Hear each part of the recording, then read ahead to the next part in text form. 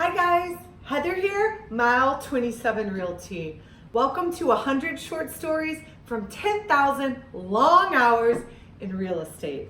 Okay, today's tale is about what happened when I had an identity theft situation.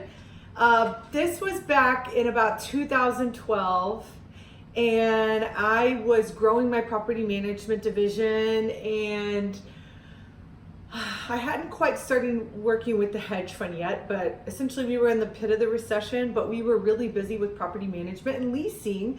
Nobody was really buying homes that much, but we were like head over heels busy with everyone leasing. So we were slam busy during the recession for that reason. But I hired this girl that I didn't really qualify. It was like a friend of a friend of a friend knew her, and one day in desperation I posted on Facebook, does anybody want a job? And of course everybody was like, yeah, I want a job, because it was the recession, nobody had a job. So I was like the first person that said yes. I was like, okay, great. And I didn't have a clue how to hire people at the time or anything like that, but I was like, okay, great, you're hired. And then they came on, and with property management and leasing, I mean, we had all of our passwords to the websites that we use to log in and access tenant information and landlord information.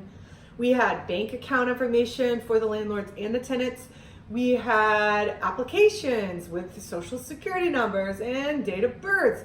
Things that were really proprietary and sensitive. And I just trusted people. I still trust people. But you know, what happened was, this assistant, who will remain nameless, and one of my other employees kind of got into this headlock fight one crazy Friday night while I was at the movie theater.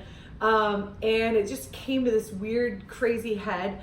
And I don't even know how to explain what happened, but ultimately my assistant, the one that I had to let go, she went on to my QuickBooks and deleted 2 years of data, not all of 2 years, a lot of 2 years of data entry for all my QuickBooks accounts. She deleted some of our files that were on kind of the shared drive that we had. She edited and removed information that was in our property management software. And I figured all this out Saturday morning. And I was super freaked out. So I called my lawyer, and he basically was like, okay, did she have access to sensitive information? And I was like, yes. And so he said, okay, here's what we need to do. It's going to cost you some money, but this is the right way to handle this kind of thing. You need to tell the truth. Tell your clients and anybody that could have had hurt information that you had an employee that might have done some sneaky things with their information, and you'll offer to pay for a year of their identity theft. So I did. So we created the letters and we mailed them out. So I had record of the mailings.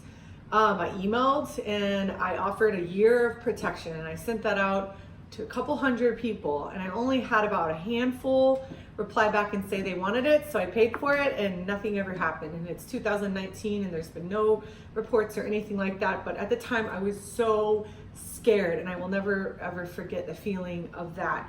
So and to wrap that story up, I ended up asking her, did she do that? She said no, but I had my tech guy pull the IP address, and it was confirmed that we think it was her.